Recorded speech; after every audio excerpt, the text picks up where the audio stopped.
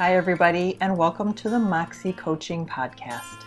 My name is Michelle, and I'll be your host as we explore what coaching is and how it can help you create your best life. If you're anything like me, it's important to you to give back in some way. Maybe it's volunteering in the soup kitchen. Maybe it's donating $1 million to environmental research. It doesn't really matter. I started coaching and podcasting because I'm just one person who can only do so much alone. And I realized that through coaching and through podcasting, I could help and support those of you who want to do good works and exponentially increase the amount of good that I'm able to do. So if this sounds like you, please be sure to like and subscribe, and I look forward to seeing you soon. Be well.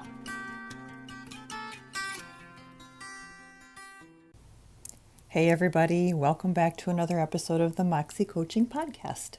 Happy day after July 4. So back to work, back to real life, all of those good things. Not too many announcements, just a couple.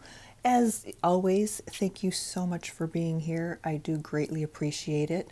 And remember, liking, sharing, all of those things make a big difference in other people being able to find the podcast. So please go ahead if you have not already and do that. So just two basic announcements. Number one is just a reminder that I am still looking for people to help me pilot my new courses that will be coming out in the fall.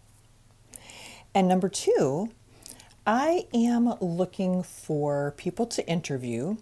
I am looking specifically for older women in their 70s and 80s, women who would be considered crone age. And I would like to start just an occasional kind of interview thing where I'm talking to these women because it has occurred to me as I have gotten older and as young as I feel on the inside, there's still that, that mental thing. It's like, oh, I'm getting older. What's my life going to look like? What am I going to do, as an older person? And so I'm looking to talk to women in this age group who love their lives, who are vital, who are doing what they want to do, who are making contributions where they want to make contributions, and basically sort of educate those of us who are moving into our more mature years. I'm in my mid-50s, and try to shift the narrative from I'm getting older, my life is slowing down, I need to, lower my expectations or whatever it is that we put on ourselves, to shift from that to, holy crap, I'm healthy, I'm retired. What the hell am I going to do with the next 20, 30 some years of my life? And that's been going through my head, trying to come up with something that I'm passionate enough about to really sink my teeth into it and give me something to look forward to and something to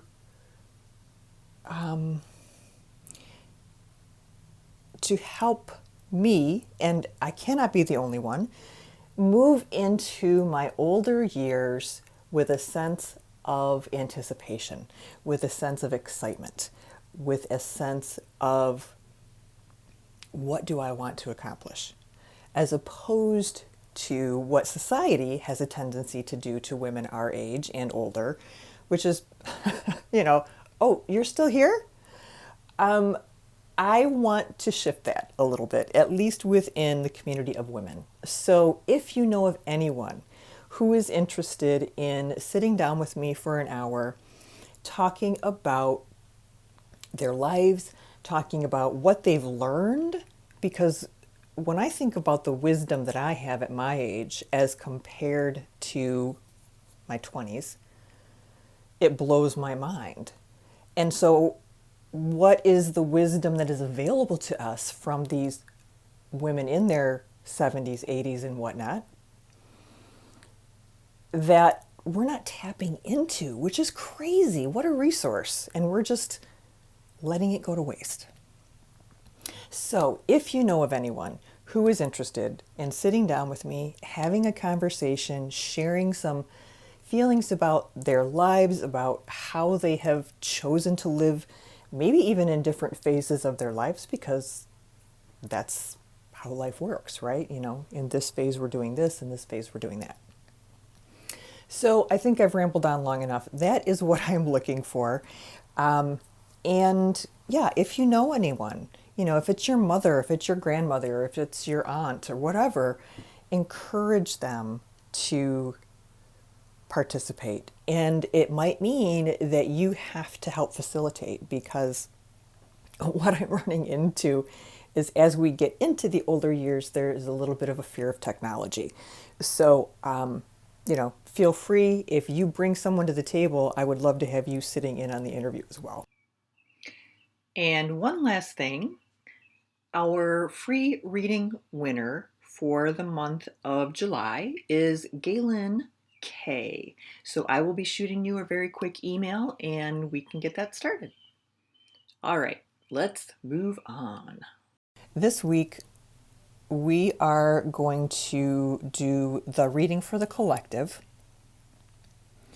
And I've been really thinking a lot about how we're doing this. You know, these monthly collective readings, I feel, are so short because we're trying to catch everyone. And I don't feel as if there's as much useful knowledge there as if we made our focus a little bit smaller. So I think for this month, I'm going to try shifting it up a little bit. And we're just going to do like a weekly tarot forecast. And the biggest reason that I really want to do it on a weekly basis right now is because of everything that's going on. Because it feels like the world is on fire some days, and it feels like everybody is running around with a freaking limp fire hose and nothing is getting done. And you know, okay. So I'm thinking that let's do this on a weekly basis for a while, because I feel like trying to do this for a full month when life is so flipping crazy right now is not going to be particularly productive. So I did a reading. I pulled 3 cards for the month of July. I'm sorry, for the week, apologies, for the week of July 5th through the 12th. And the cards were very illustrative of what the hell is going on right now. I pulled 1 card to represent our challenges, 1 card to represent our opportunities, and another card to represent the collective energy. The cards I pulled are the High Priestess, the 6 of Pentacles, and the 10 of Wands. And I thought these were all very appropriate cards for our situation right now. The High Priestess is coming up in the position of challenges. And my feeling is, and a disclaimer that everyone who does this type of work puts out there, please take what resonates with you and leave the rest. So the High Priestess, just practically, from the traditional tarot meaning, she is the mystery woman of the tarot.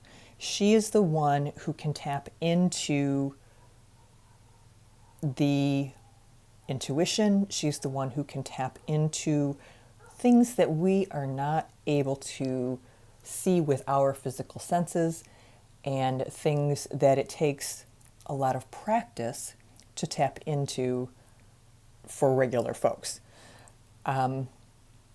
She's the one guiding the king on matters that he is unable to manage himself. And this card in this position coming up as what challenges are we experiencing? I think we can look at this a couple different ways. I think that the High Priestess is all about what's hidden. She is all about needing to embrace our intuition more, all about needing to let down the barriers and the walls that we have between our physical world and our non-physical world. She's able to do this easier than a lot of us. It's her natural place to be. And there is a lot of power here in this position. And I feel like she is coming up because she's asking us to tap into our own intuition, to embrace our divine feminine and our divine feminine connection to the universe as a collective. Not as, just some Joe walking around, as a collective. This is something that we should be looking at. And of course, the divine feminine is something that probably the Supreme Court's going to strike down pretty soon. But you know what I'm saying. And so I think that as a collective, we need to open ourselves up. We need to embrace this energy more. I think in particular, women need to open up to the possibility of embodying this type of energy and open themselves up to embodying this type of strength and power, because we all need it right now. And the more as a collective we can embody this type of energy and work to sort of balance out the practical things that need to be balanced out right now with the divine feminine. And I mean, basically I want to say, smother the fucking patriarchy is what I want to say. But that's not very nice. But basically it's calling on your power as a woman, or as any person of any gender, of any persuasion, of any identification, to call on your internal divine feminine, because we all have it. And we are so embroiled in the very deep and challenging realities of life right now. I'm really having a hard time articulating this. What I keep seeing in my head is, if there's a group of us who can embody this energy, who can sort of, bring it up call it up from wherever you call it, that as a group, that collective energy has got to move things one way or the other. And it's got to move them in the positive direction, right?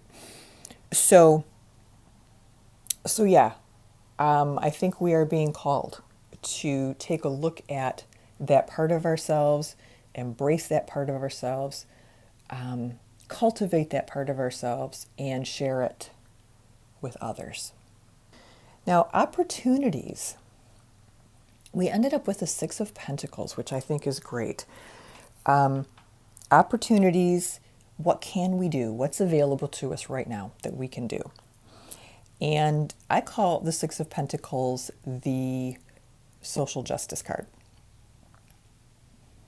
The image on the traditional Rider-Smith-Waite deck is of a well-to-do man holding a balance scale in one hand and giving people donations or alms or that type of thing with the other hand. And this card just asks us or reminds us to help others when you can. And if you are unable to help someone right now and you need help, don't be a stubborn jerk. Open yourself up and allow someone to help you. It's all about that balance. It's all about if we could, as a collective, open our hearts and minds and say, oh gosh, you need a little bit of help over here. I can help you over here. And then the next week it's you need a little bit of help, so somebody comes and helps you over there. It's really not that complicated. But we're not, well, I mean, things are very polarized right now. And so I think what this card is suggesting to us is that we look for places where we can help. And directly in relationship to Ro, I've been really just heartwarmed to see on social media how many people are doing exactly this. How many people have said, hey, I have a spare bedroom. Hey, you can come vacation at my place.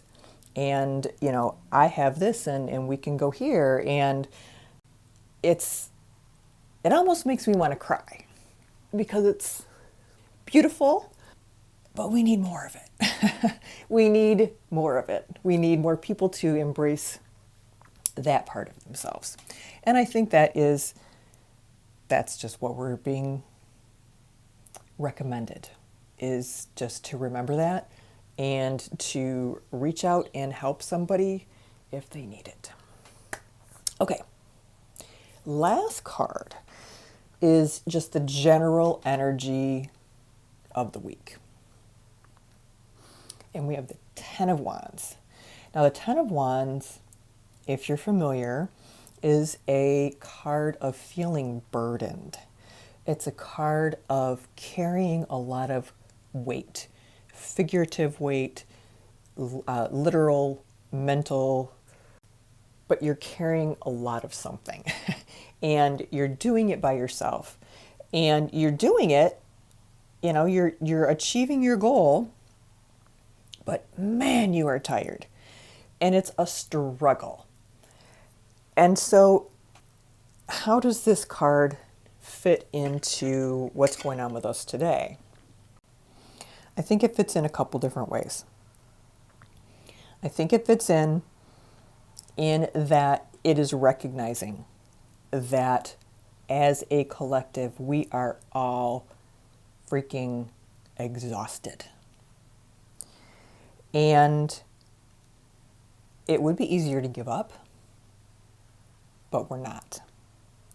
It's also suggesting that, especially in the Rider-Smith-Waite deck, that again, there is help available. There is support.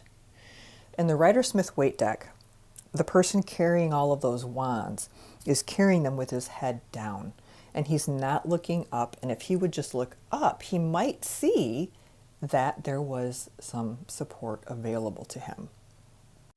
So in some ways, I think this is sort of a double-sided card. I think it's reminding us that yes, things are difficult. Yes, things are heavy. Yes, it would be easier to give up, but the energy of this card is to not give up. The energy of this card is to keep going. And we might want to consider raising our head once in a while to see where there is some support. I think a lot of us forget that. Take advantage of the energy of this Six of Pentacles this week and actually seek some help if you need it. Okay, don't take all of this on yourself. There is a lot going on. People are overwhelmed. So do your best and get support when you need it. So that is it for this week. I think, let's see, to recap, we are being encouraged to embrace our feminine side. We are being encouraged to embrace the sort of the unspoken feminine power that is behind us, especially as a movement, if we can come together. We are being reminded to share and share alike, to help those in need if they need it, and accept help if you need it this week.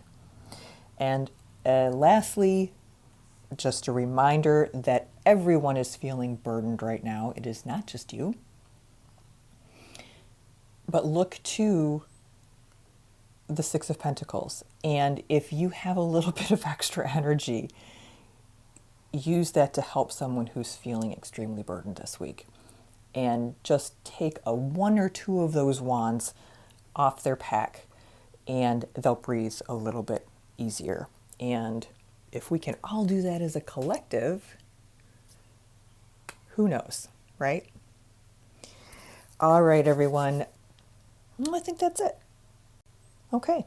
All right, everybody. So that is our collective energy, our challenges, our opportunities, and our energy for this week, July 5 through July 12th.